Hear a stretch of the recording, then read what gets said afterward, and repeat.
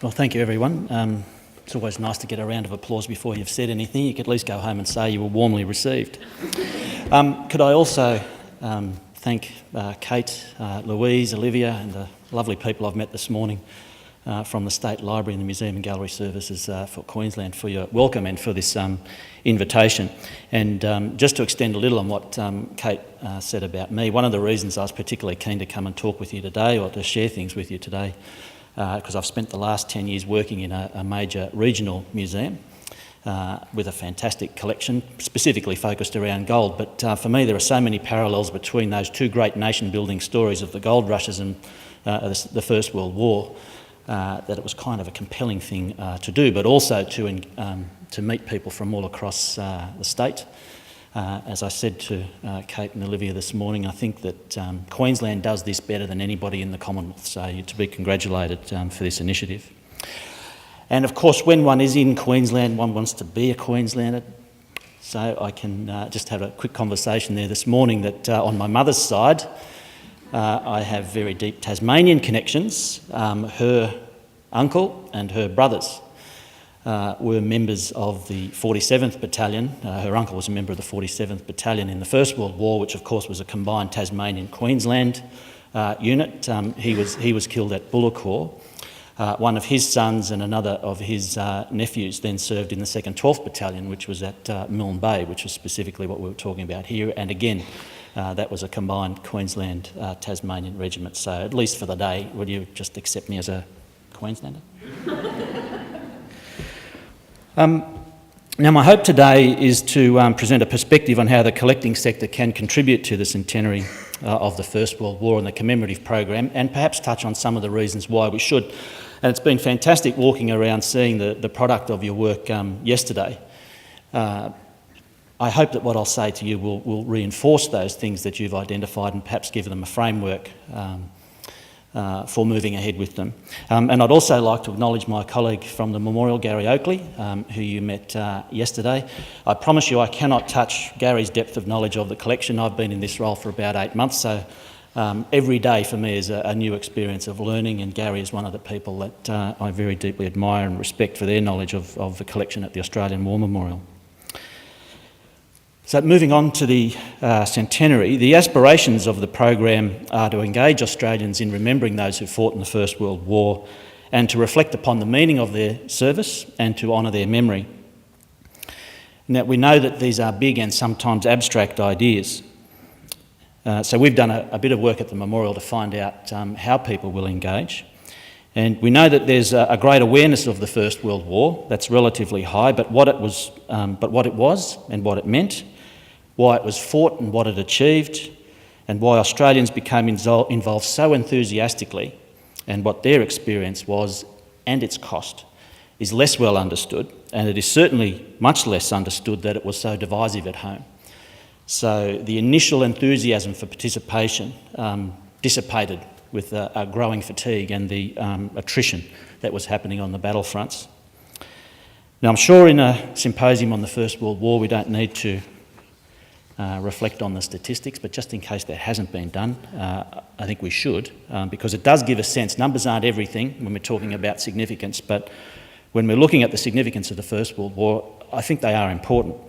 From a population of nearly 5 million, 417,000 enlisted, 332,000 of them were sent overseas to serve in theatres as far afield as New Guinea, Palestine, Syria, Sinai, Turkey, France, Belgium, and even Russia.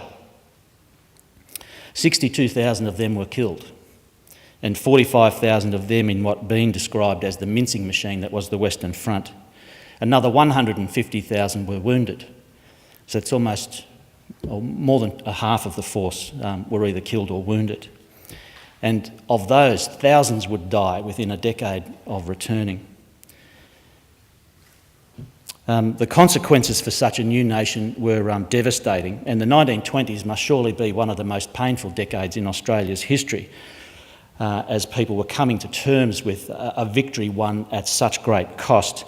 Now, the painting I've got behind me here, Men and Gate at Midnight by Will Longstaff, was painted in 1927. I've loved this painting since I first saw it as a small boy, going to visit the Australian War Memorial. This painting now hangs in the foyer of the administration building, so all of the staff and visitors to the memorial will get to see this painting. For me, it says something about this need, this yearning for a collective as well as an individual mourning for the loss that had happened during the First World War. This painting travelled the country, and hundreds and thousands of people queued to see it. In fact, there was such a demand to see it that there was a run of reprints of this painting, because people were so desperate to have some tangible memento of the experience and something in which they could share their grief. And on a lighter note, the number of times that we are presented with, "This is the original. You may not have it in your collection." But of course we know it's often one of those reprints. We're confident that this is the original. And now it seems to me, when I reflect on this painting, that generation who experienced the First World War never really had a chance to get to grips with their mourning.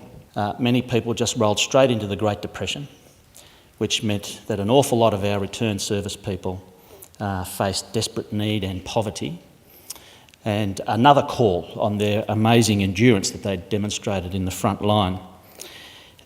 That then rolled into the Second World War, which is probably a consequence of the First World War. I know that's arguable historiographically, but for that generation, it was just one thing after another.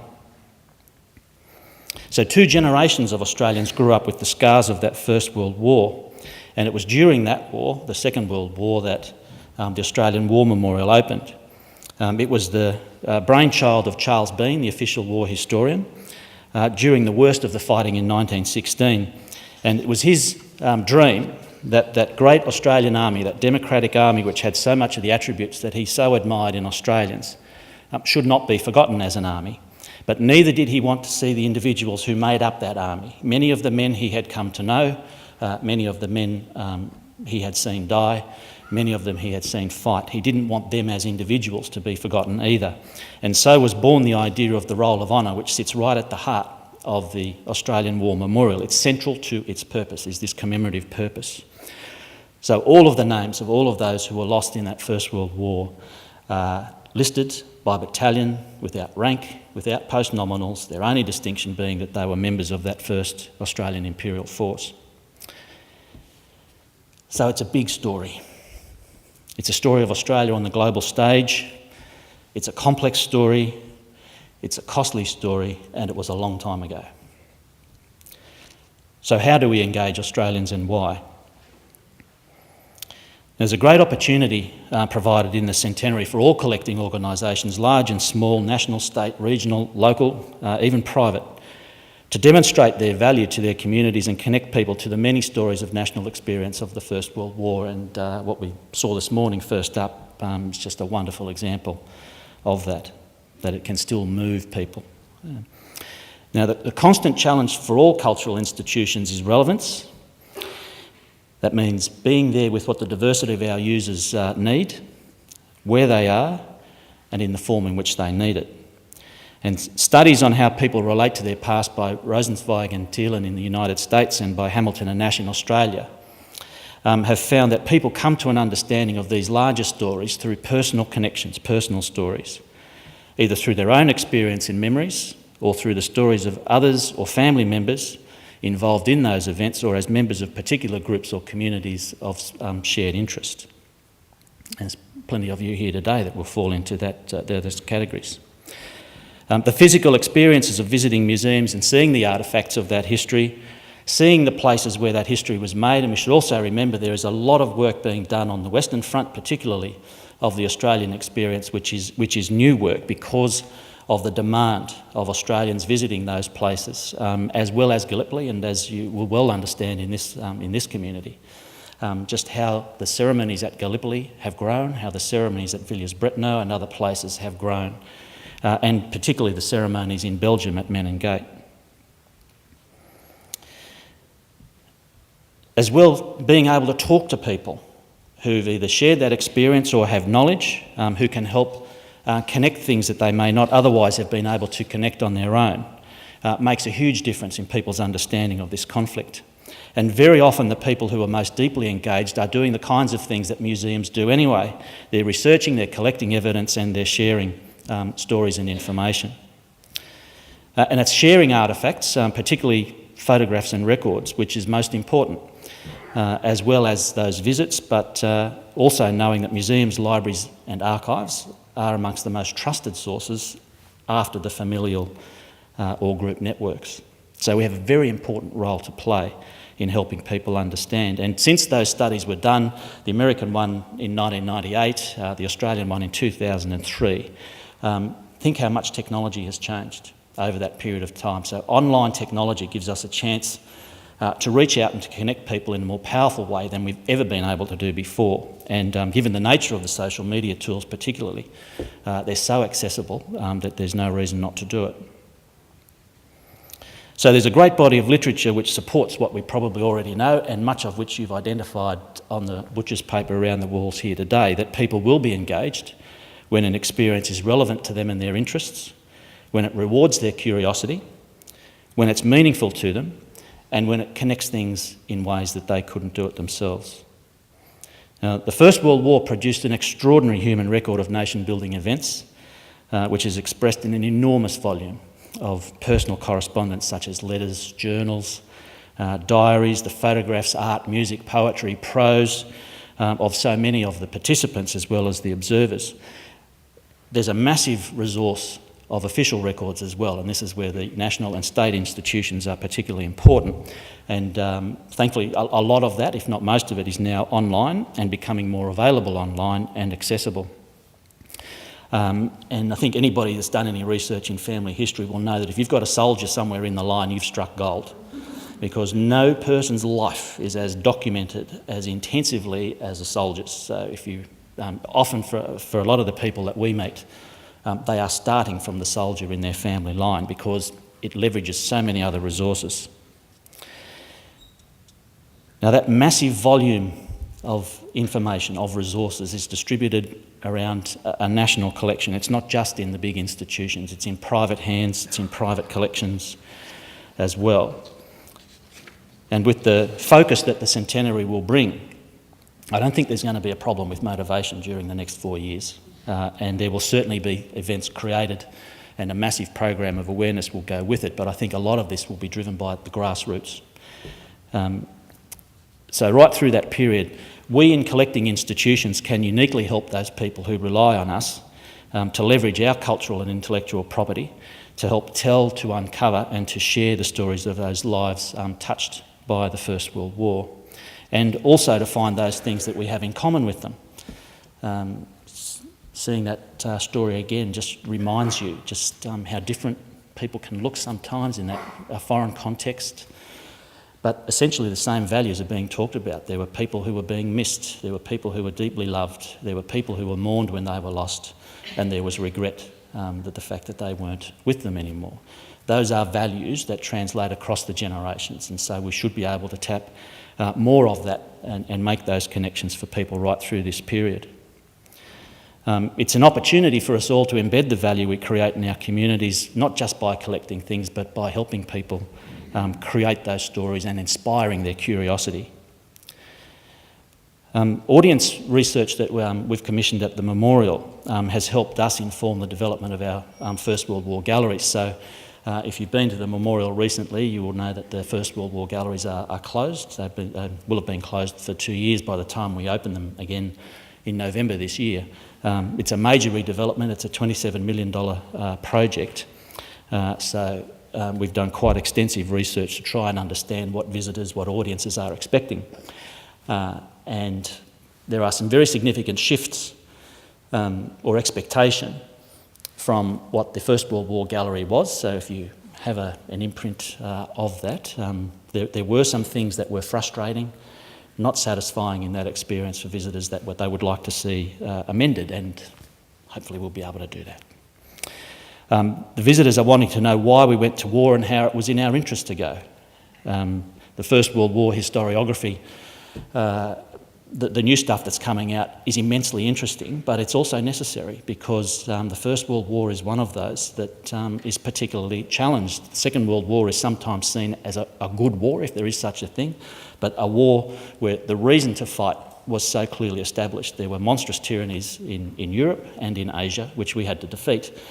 That is less clear now for the First World War, why it was in Australia's interest to be fighting at Gallipoli, in the former Ottoman Empire, and what was the beef we had with Germany. So there is a significant knowledge gap in why the war is important. People want to learn about the war and its significance, to remember those who fought in it, and for us this is a more specific thing for us to see it relate directly to the memorial's commemorative purpose. They also want to understand the consequences of the war, and not just in terms of the loss, but the way in which Australia was changed, the way in which it was shaped by the First World War. And again, they want to see that through personal stories. So they don't want an official history. They want to see the understories. They want to see people. They want to hear their stories. They want to see the artefacts of their heritage and the history that they created. They want a more coherent narrative from us. So if you can remember the previous gallery, the dioramas, which are absolute keystones in our presentation and will be again in the new gallery, don't present a coherent linear narrative. You're sort of working back right through the years from 1915 and 16 through to the end of the war in 1918. So they want that to be more apparent. They need a timeline to be able to structure how the events are being told. They want to see more of the diversity of people engaged, so not just the soldiers, but those who were supporting the soldiers. They want to see what was happening in the home front, because not everybody who enlisted actually served overseas. And there are people whose stories have been invisible for a long time. We're talking particularly about the nurses, so they will be a much stronger element, and also Indigenous personnel serving in the First World War. They don't want myth. This is not to say that they disrespect the AIF at all. Myth is different from legend. Legend is okay, but they want it told with some authority. So they don't want myth. They want to know what happened. They want to understand the experience, and they want more than Gallipoli. So Gallipoli is an important story, but they want more than Gallipoli. They want to try and understand the totality of the war. And that also reflects a change in where our audience is coming from now. So the work that we're doing in our First World War galleries is the first that we've done in any major way since the 1980s. How much has Australia changed in that 30, 40-year period? It's incredible. So we have a different audience now who are seeking to try and find their identity, an Australian identity, through this story. And we also have a much larger international visitation to our shores as well in tourists, and we need to be able to engage with them as well in understanding Australia's contribution to that conflict. They also want to understand the middle word, First World War. So to try and understand the geopolitics of the time and what that means for us today.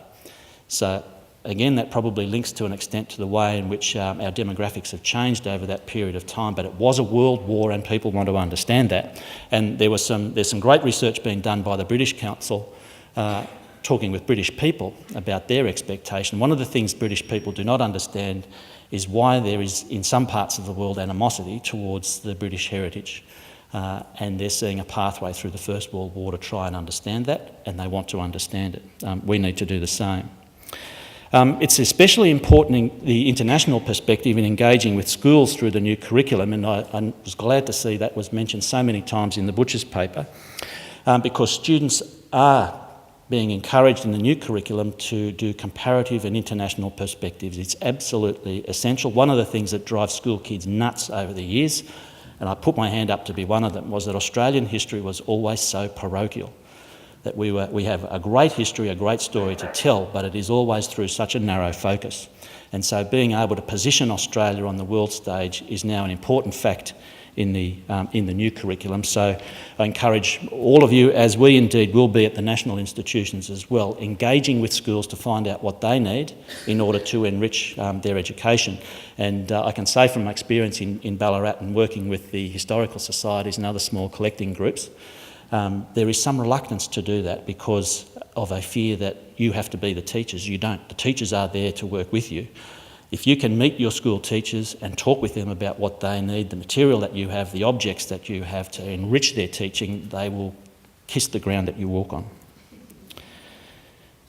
And already we're seeing in schools, we've been inundated with requests from schools exploring the names of all of those soldiers named on the memorial and the monuments in their little town. So every little town and suburb across Australia, you can guarantee there'll be a school project to find out who those men and women were who are named on those memorials.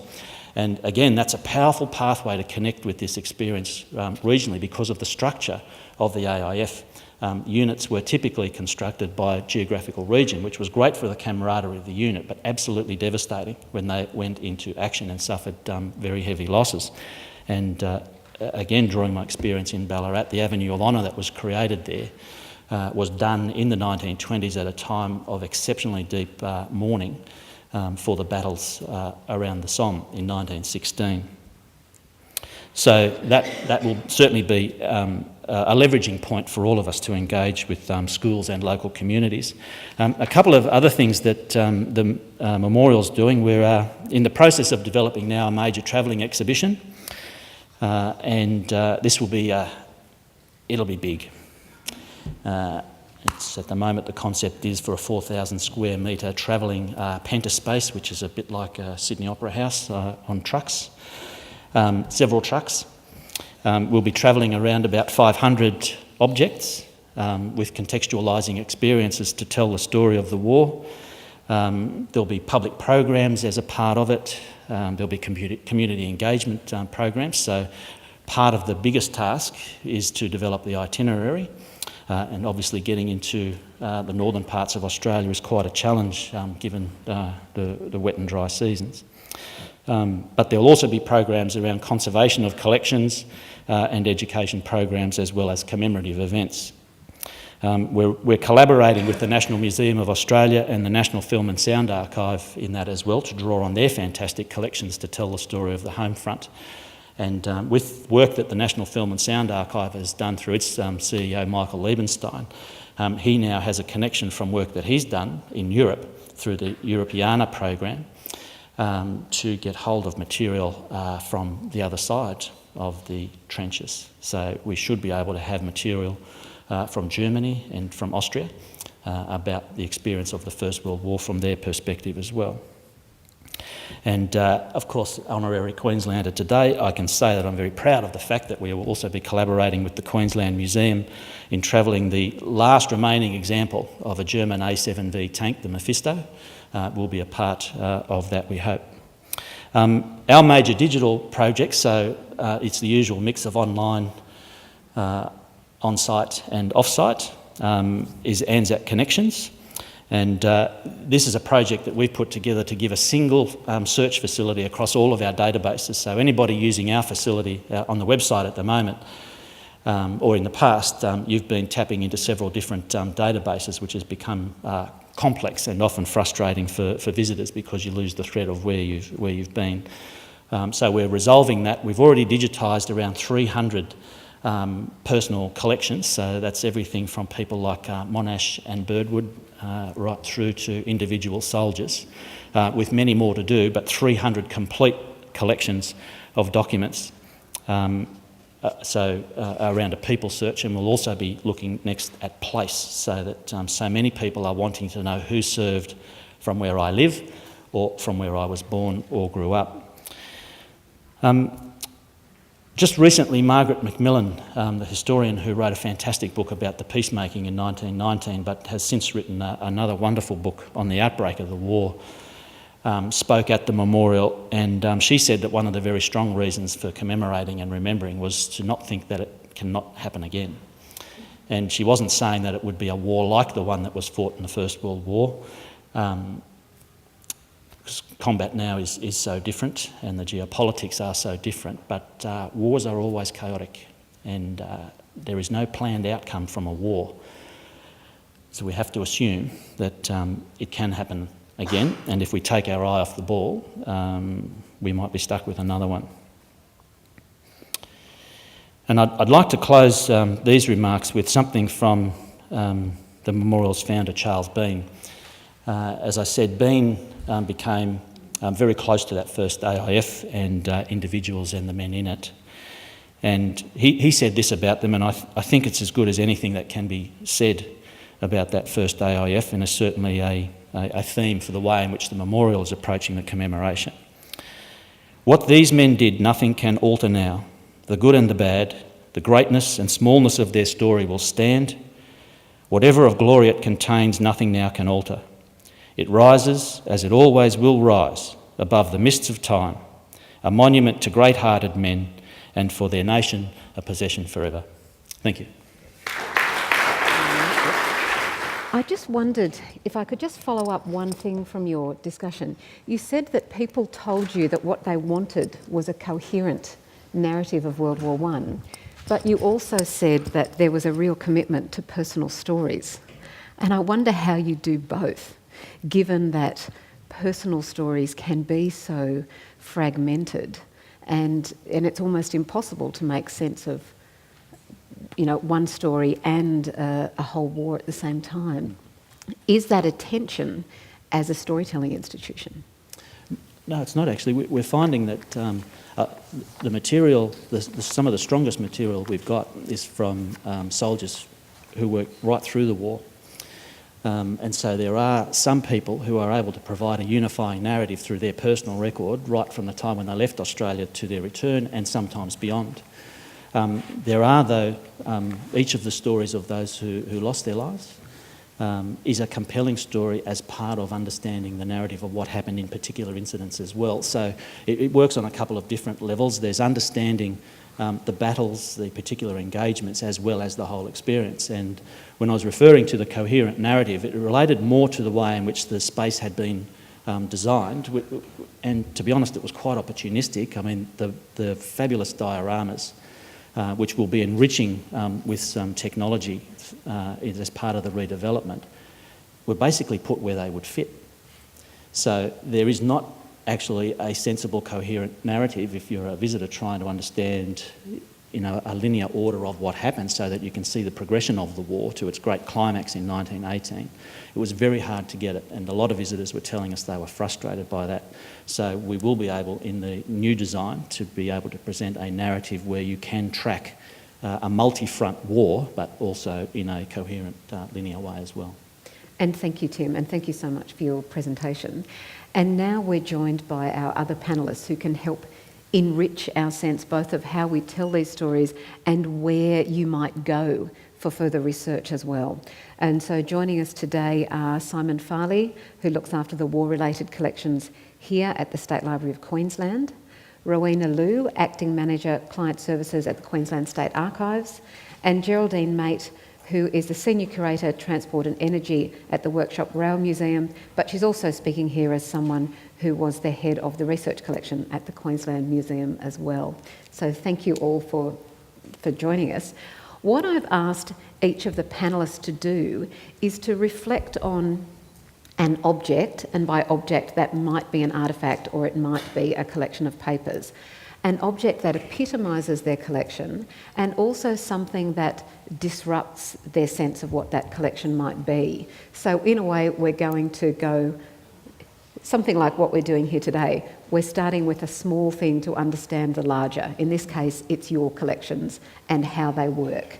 And I know you've got some fantastic examples. So I'd like to start with you, Geraldine, and the Queensland Museum. What object did you want to talk to us about that sort of epitomises what the Queensland Museum collection is or does? I selected a couple of different objects. I actually wanted to start with the one that I guess blew things away in a little bit. Yesterday, Anna Haybeck mentioned Carl Zoller just in passing, and we had a wonderful find just recently that we were bequeathed a jewellery box, and when we got the bequest, I sort of thought, oh, what am I going to do with a wooden jewellery box? But when it arrived, it turned out to have an amazingly deep story, an emotional story. We were told that it was the Emden box, and the only thing I knew about the Emden was that it was a German warship that had been sunk, and I couldn't quite see how a jewellery box would relate to that. When we got the box, it contained some photographs, a set of papers, some letters, and a small piece of jewellery. But when we opened up the paperwork in there, there was this wonderful story. And the reason it was called the Emden box was that it had actually been made in an internment camp in the First World War by the ship's carpenter of the Emden. He had made it out of the base of a gun captured in the Boer War and brought back to Liverpool to the barracks there. However, that wasn't really the wartime story. The letter was from Carl Zoller, and it was to his daughter Lisette. And in the letter, he explained the story or the provenance of the box, but he also expressed to his daughter how much he missed her and how much he wanted to be with her again, and hoped that the box would act as a memento for him, to remind her of him while he was interned. Carl Zoller was actually a prominent British Brisbane citizen. He had come to Australia as a boy and had worked for 30 years as a businessman in Brisbane. But at the outbreak of the First World War, he was one of the first people fined for dealing with the enemy. I guess if you're of German extract and you're dealing in surgical equipment, it's a fair bet you're dealing with people from Germany. He then was interned in the middle of the war in 1916, and then he was denaturalised. His naturalisation was revoked.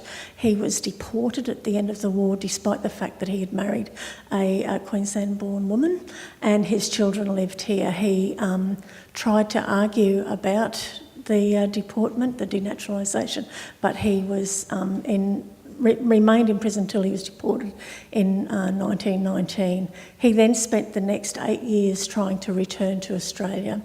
In the 1920s, his daughter and his wife came to join him in Germany, where he'd been deported to, and we actually have in amongst the box were photos of a visit, what we first thought was a visit to Germany, but we later realised was actually when they went to join their father, including the papers of Lisette and her mother to go to Germany and visit.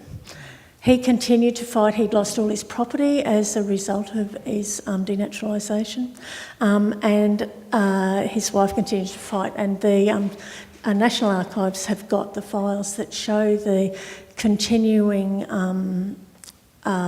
pleas that he made, the personal letters he wrote to people asking them to consider his plight.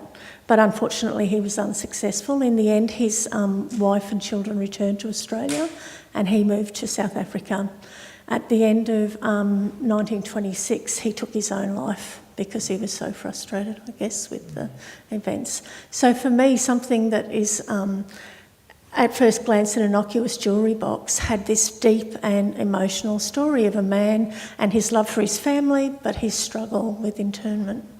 What a fantastic example, and it connects already to what you were talking about with the history of World War I and the way the War Memorial might approach it.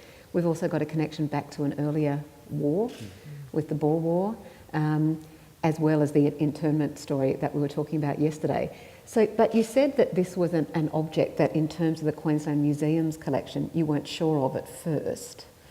So, if we were to talk about an object from the First World War that sort of fit more readily into the collection and told a different type of story, what's that object? The object I picked was actually a railway object, so I'm sorry about that. We have in the collection at the Workshops Rail Museum a Hunslet locomotive. This isn't actually a photo of the locomotive because it's currently undergoing conservation. It is in a way the epitome of a First World War object. The Hunslet locomotives actually applied on the Western Front. They were part of the light rail transport, and the locomotive that we have in the collection was built in the UK in 1916 and it went to the Western Front in early 1917. We're still trying to put together the actual battle story or whatever it's called of the object. But as we've been doing the conservation, we found little glimpses of what was happening on the front. So, for instance, locomotives continued to operate for as long as they could, and they were cobbled together. So we found parts from at least 2 other Hunslet included in our Hunslet, and the only way that could have happened was basically when it was being maintained as best it could be in combat. There's actually an after story for that too, which speaks to the fact that once the war was over, that things continued to happen. And the reason that a locomotive from the Western Front finds itself in Queensland is that after the war in the early 1920s, the British government actually sold a job lot of Hunslet locomotives to Queensland, and they came and they went into the sugar industry. So you can see that there's actually a photo of our Hunslet operating near Mackay into the 1960s. So they had a post-war story of 40 years of operation helping bring in sugar in Queensland. I was talking to Josh, who I'm not sure is here today. There he is. He was telling me too that that particular locomotive became an informal memorial in its local district once it had gone out of operation. So it went out of operation and got put under a shelter in a local park, as a lot of locomotives and steam engines do, and people used to see that as a point for memorialisation for the First World War. So it's had 3 lives, and we're starting on the 4th one now. How lovely. And again, we've got these direct connections back to the questions that you were asking yesterday and the stories that you were telling. And there was a whole theme there about logistics and transport and industry, which of course it connects into the sugar industry as well. But Rowena, let's talk about the Queensland State Archives and the types of objects that you hold there. Yeah. What is it that you'd like to talk about that sort of epitomises what you do? The Queensland State Archives, we hold the records generated by the Queensland State Government. So lots of official records of the bureaucracy. And the collection that I picked, which is just so typical of our collection, is the records of the Queensland War Council. We hold minute books and other records of the council. And this group was formed in September 1915, and it was tasked with the collection and administration of funds, and also initiatives for employment and settlement of returned soldiers. They're classic of sort of early 20th century bureaucracy, typed minutes, annotated by the chair, signed at the next meeting when they're all confirmed. And so they're classic of how work was done, even war work. And you think of the timing of it. This council was formed in September 1915. When war broke out, people thought we were going to be at war for 6 months. And so a year later, when it's realised that, yes, we're in it for the long haul, you see the bureaucracy swinging into action. And the War Council was actually in existence until 1932. So talking about the long legacy, sort of 14 years after the war, this council was still working. It had as councils do, it had its range of subcommittees looking at things like medical, employment, land settlement, education, a program called ANZAC Cottages, which was to support housing for dependents and widows and orphans. They also were trustees of the Discharged, Maimed and Wounded Soldiers Fund. So this is really, the records of this council really tell, I guess, the Queensland homefront story of how Queensland as a state at the government level was responding to what they saw as going to be the ongoing challenges of helping soldiers, helping wounded soldiers. They were very interested in, facilitating the development of the prosthetic limb industry, for example. So they also encouraged the formation of local committees, local War Council committees, to really take local responsibility for the settlement of returned soldiers and for identifying widows or orphans who were in distress and in need because of the loss of their husband or father. So just how big is this collection? This object collection you brought in for us today, I imagine it's fairly large. I'm not too sure of the full extent. Of the minute books, I think we've got about eight minute books with a couple of indexes to the minute books. There's also varying collections of correspondence when they were writing and lobbying. So far, I don't think we've discovered any of I don't believe we hold any minutes of the local committees. We do hold some records of some of the subcommittees, such as the Land Settlement Committee or some of the ANZAC cottages correspondence. So would it be fair to say that this is the central series in terms of research into the Queensland government's part in the war? Yes, in terms of the Queensland government's part, these are the central records. But one of the interesting, I guess, processes of discovery is when we first started identifying the First World War stuff in the Queensland State Archives collection, we really didn't know what we would hold because it was not necessarily neatly described. And we're seeing records just scattered through series of almost every single government agency that was in place during the war, from railways, because they were quite involved in supporting recruitment campaigns, because recruitment was often done through a recruitment train that went round the state and had sort of town hall meetings at every stop. So railways, obviously in police records, we're getting lots of things about internees and aliens. So while the Queensland War Council is a central collection, we're seeing First World War material just scattered absolutely everywhere. Yeah. And so I asked you also to suggest something that didn't quite fit in with those regular conventional records. Yes, and that's this one. This is a poster, and I was talking about how we're finding World War I things scattered throughout all collections. This was found in a miscellaneous collection of items including maps and plans transferred from the Survey Office. And if you're looking for First World War I records, you wouldn't immediately think, I know, I'll go and look in a collection of maps and plans from the Queensland Survey Office. But this is what we discovered there. So cheek by jowl with photographs of proposed airstrip sites on Fraser Island and architectural plans for various government buildings, and papers on such things as fluctuations in the Queensland wool price, which I'm sure is fascinating reading, we found this amazing poster. And one of the things that is notable about it is its sheer size. It's almost 2 metres wide. So you would assume that it was on a billboard somewhere, probably outside the Gabba. It's promoting a patriotic festival, patriotic carnival, to raise funds to support the wounded. So you can see the date is mid-July 1915. So we'd been at war for less than a year, and the focus was very much on assisting the wounded. But of course, this is occurring after the first landings at Gallipoli, when the public were just becoming so aware of the actual impact of war in terms of deaths and injuries. The type of event I found quite unusual. I haven't heard of a fancy dress football carnival for some time.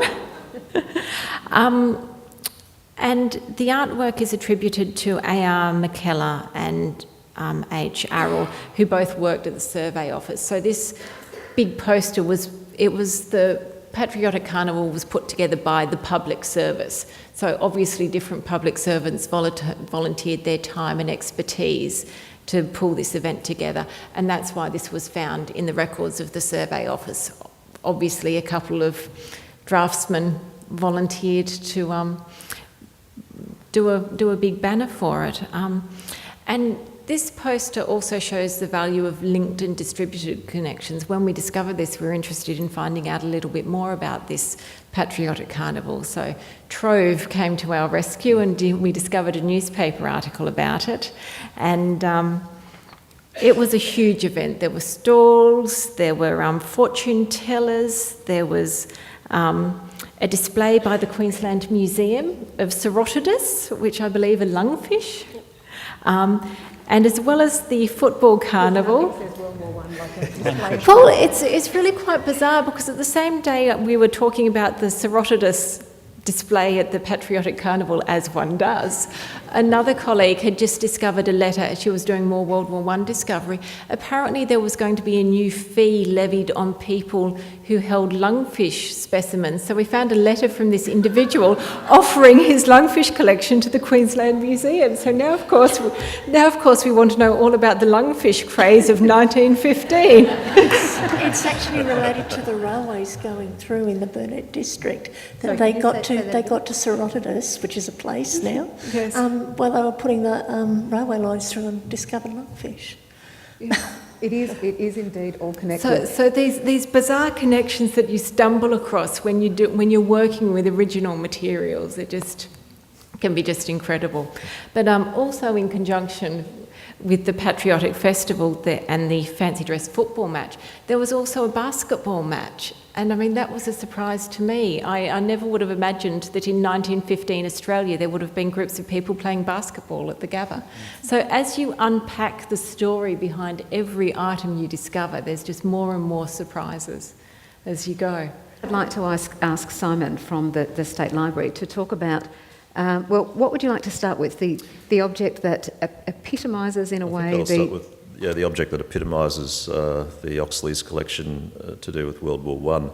It's hard to choose. The Oxley, since the 30s, has amassed a lot of material on World War One. In fact, the 30s, there's a lot of collecting drives because it's 20 years after the war, and there's that generational sort of looking back on the period in which Queenslanders, like so many other people around the world, suffered a lot and experienced a lot of things during that period, and people, I guess, were ready to give some material over. I know there's somebody from Quilpie here today. We found, again using Trove, an article saying your war relics, give them to the Oxley, and it seemed there was a returned servicemen's committee set up, and material came in through this drive, and one was a Lieutenant Butler who had given us a troopship newsletter from the Clan MacGillivray going off to the First World War.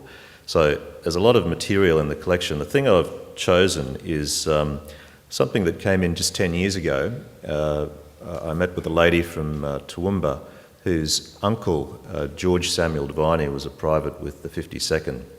And this archival, sort of medium-sized archival box that we have of his collections contained letters, diaries, ribbons, medals. There's a next of kin memorial medal. Private Deviney was killed at Dernancourt in 1918. Now, the object that I've zeroed in on is a very small French diary. It's a sweet, beautiful little black diary in pretty poor condition. Very small, and just has 2 days per page, and just very simply the saint's name for the day, whose feast day that saint was, and he's just got entries through that. But that diary was found in his pocket when he was killed, and there were a few other things there as well. There were a few other diaries and keepsakes that he had. What I find very moving is the family received the diary back because an English soldier from Lancashire wrapped it up and sent it back, and we've still got the wrapping paper from England. And he writes letters to the family. And I always think of the family because there's a photograph in there of his sisters. He had a tribe of sisters, and he'd write the early letters quite moving. He's always, dear kids, he's sort of saying, here's one from the early letters from 1916 from Fraser's Camp. He says, I've been looking for a letter from you, but it hasn't arrived. I wrote to Father. He writes Father last night, so I suppose he'll let you read it. And so on. A little bit further down, he says, you'll have to address letters to Z Company now instead of B, so don't make the mistake. I got the chance of going to New Guinea or Rabaul instead of England today. They called for volunteers from our company, and about 15 coalfooters stepped out, but not this kid. I'm out to avenge those who lost their lives in the Lusitania. When you read George's diary entries, letters and so on, there's a strong anti-German feeling. I guess in that age, before television, before other means of knowing what was going on, the propaganda campaigns worked very well. He's intensely anti-German. He's talking about the Hun and Fritz and things all the way through this material. We've actually got a Lusitania medal in the collection as well. That sinking of the Lusitania by the German U-boat caused another wave of anti-German sentiment. So he was obviously very aware of that. But the little French diary that was sent back by the English, the Tommy Soldier, in that wrapping paper with the letters afterwards, which he says, look, don't tell anyone I'm telling you this, because he wasn't supposed to be telling anyone where he found the body and so on. But he had a postcard near the railway station at Dernancourt, and it was an X, so saying it was over this way. and he sort of spells out that he thinks it was a shrapnel that caused George's death, and gives them, I suppose, some sense of closure around at least they knew where he died, at least he provided them with all that information, they got that material back. The other thing that's moving to me is that the lady who gave us the material had so lovingly arranged it, and you could still feel that palpable sense of loss that her mother experienced and all of the sisters as well. And she said that material was always just kept in a cupboard and they couldn't bring themselves to bring it out. And in the end, she's getting older and she decided to give it to us and explained everything. There's all sorts of aspects to it. There's a love story. He's in love with his dentist's daughter. There's that angle. And he's a bit of a Jack the Lad. You feel like he was I was talking to Faye on the phone the other night and I says, he's just a good bloke. I'm sure I would have got on well with him if I had met him. But a farmer from Helidon, it's one story among so many. But that little diary is just a heartbreaking memento of one soldier's story. And that's the sort of thing which might be held here in the John Oxley Library, but it could also be held in a regional museum and be part of the distributed collection, or be held in the War Memorial, or remain, of course, in private collections as well. Yeah. But could I just get you to tell us briefly about the object that tells a different story in the John Oxley collection? The other thing that I've chosen, and we're talking about the dissipating feeling for the war by about 1916, it's such massive loss of life. I mean, the Hague's Somme offensive, 60,000 killed in a morning. That kind of level of killing, I suppose you saw people not wanting to go to war. So the other object I've chosen is a reminiscence by a fellow named Hall, Discharge Conscript 589, H.M. Hall. And he was writing about his experiences of being in the Chermside conscript camp in 1916. So all these guys were, they were conscripted and they're waiting in the camp to find out the results of the referenda in 1916. And a lot of them don't want to go. You see the names of these tents they're camped in: Cursor Hughes, Forget Me Not, The Vote No's, Retreat, Never Say Dies, Soon to Dies. So reading the conclusion, so he's writing this reminiscence 10 years later, and he writes in this, some people who have never had the actual experience of testing relative values need not be told that Australia is the best country in the world. No class distinctions, no insufferable snobbery, no military caste, cramp or democratic institutions. But 10 years ago tomorrow, October 28, that's the first referenda decision, because of the dangerous monomania of a Labor renegade,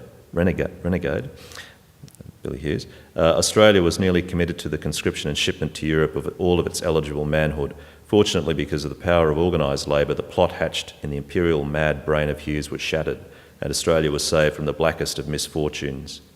So I suppose that just brings out that whole very divisive event of the conscription referenda of 16 and 17, and the fact that the people were quite war-weary and had lost brothers and sons and so many lives and so many wounded, that it's not quite the same story as at the beginning, whereas the patriotic kind of welcoming of going off to war and a sense that it might be a bit like the Boer War or something like that. That's challenges that kind of idea that this was just a unified, coming together to go and fight. That story of George, for example, I think symbolises that patriotic willingness to go and fight right to the end. And that is something that we need to remember and commemorate. It's very important. But there were also many people who were against the war. If you were Irish in Queensland, you'd had the Easter Uprising in April 1916. The Archbishop here, Dewig, was raising money for those who'd been executed by the English. So there were divisions, sectarian, working class divisions, and that whole conscription story, and our Premier, T.J. Ryan, taking that anti-conscription position, and you see the Worker magazine caricatures of T.J. Ryan kicking Hughes out of Queensland and that sort of thing. It's there are many stories in the collection that tell us about the divisions as well. So again, we've had 3 different institutions here, all of which are adding up, helping us build a story of World War One. And I guess with those examples, they tend to be Queensland ones. Now, if we turn to a national institution, what object would you say epitomises the work that you do as a war memorial? I'd like to tell you a story about a group of people I met in the first few weeks I was at the memorial. It's a very simple thing. It's a fairly typical medal group. So the 3 medals that most of the soldiers who'd served in the First World War from, if they'd enlisted in 1415, were entitled to 3 medals. There's AC Cyril Ferguson, won a DCM, a Distinguished Conduct Medal, and had the opportunity to meet his descendants, a very extended family. There were 70-odd people who came along to this lovely ceremony at the War Memorial to hand over this medal group. And they had come from everywhere, from Perth to Cairns to Ballarat, and everywhere in between, points in between in that triangle. And in talking with them, this story unfolded about this quite remarkable man. He'd been a policeman in Geelong. He enlisted straight away. He was one of the first ones to enlist. Served at Gallipoli, to the Western Front. He won his DSM at the Battle of Zonnebeke, which was part of the Battle of Third Ypres. That really horrible campaign relates directly to the image I showed about the Menin Gate painting. There are 6,000 names, Australians named on the Menin Gate, who have no known graves. So quite a horrendous experience, around about 24,000 casualties in 1917, so it was as bad as it could get. He won his DCM as a stretcher bearer, and since encountering this story, I've become intrigued by the stretcher bearers.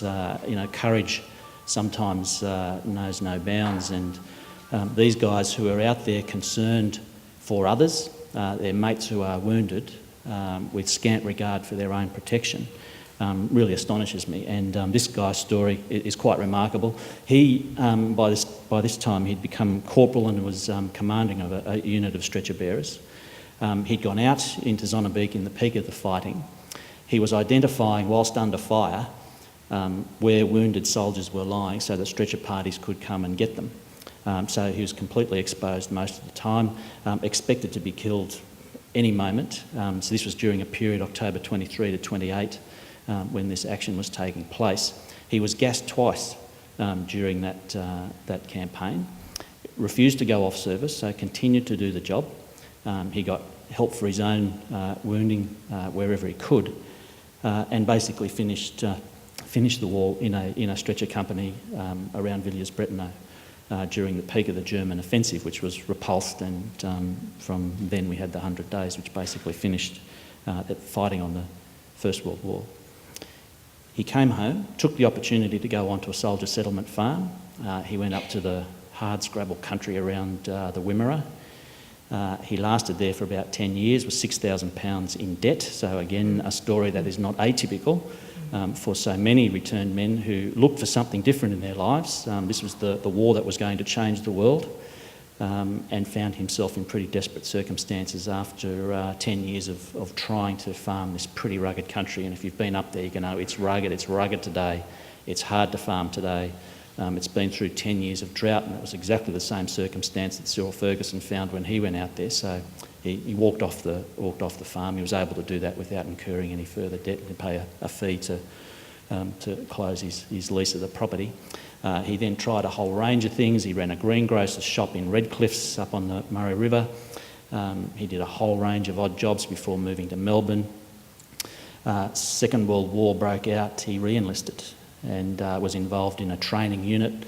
Did a lot right through Eastern Australia in training troops. In 1943, the Army discharged him as medically unfit, which I think is probably the Army's way of saying, look, thank you, but you've done enough. And from there, he found jobs here and there, ended up as a gate man, a watchman at Channel 9 Studios in Richmond in Melbourne. I met He's got two surviving children, Ron and Mick. Mick couldn't make the journey down, but Ron did, and a lovelier man you're not going to meet anywhere on earth. He was born at Redcliffs on the farm, so he goes back to that 1920s with his father and his wife starting up a very young family. Ron himself then found work on the Snowy Mountain scheme and worked there for most of the time to complete that project before then moving to Queensland, where he was employed by Utah working on the coal mines, which of course during that period in the 1980s, 70s and 80s, coal was our new gold. It was the resurrection of the Australian economy, or the mineral economy anyway, in that period. And in talking with this family, I realised that through this man and through this medal group, we had basically touched on every major nation-building event in the 20th century. Mm-hmm. So that's the kind of thing that can be done from apparently simple collections. This guy's not a VC winner. He was an extraordinarily brave man, got a DCM, he was recognised for that, but his courage transcends the award of that particular medal when you look at the totality of his life. And as I said, I kind of had him in the back of my mind when I was talking about the 1920s being such a painful decade for Australia. One thing after another, and you just wonder how those people found the endurance to be able to do it. And of course it resonates with my own story as well, because when my mother's uncle was killed at Bullecourt in April 1917, that family in Tasmania basically fell apart. So children were farmed out. He had 6 children. They were shared amongst his siblings. Then rolling into the Depression and effectively living in rural poverty. So that consequence of that casualty resonated for me with the story of Cyril Ferguson and his own family. So can I just ask, so that's one example. Cyril Ferguson's story is one of the many that you would find on the honour board of the Australian War Memorial. No, he survived. So he survived. He's not on the roll of honour. Okay. Well, I'm just thinking about those list of names on the honour board, and when we spoke a few weeks ago, you described that as the central item of the War Memorial, and you touched on that in your talk. But you also described it as a dynamic object. Yes. Given that it is something that helps both with naming, with tracking people, and is central to the records, what do you mean by calling it a dynamic object? It's really interesting to see people interact with it. And dynamic in another sense too, that even though it's cast in bronze, it is still changing. So we are still amending and adding names to it, and I don't mean the current conflict. So we've recently added 40 new names for the Afghanistan conflict, but even from the First World War and the Second World War, we are still adding names to it. Because there was a qualifying period for a soldier returning. If he had died within 2 years of return because of his wounds, he's eligible for the roll of honour, and not a lot of families knew that at the time.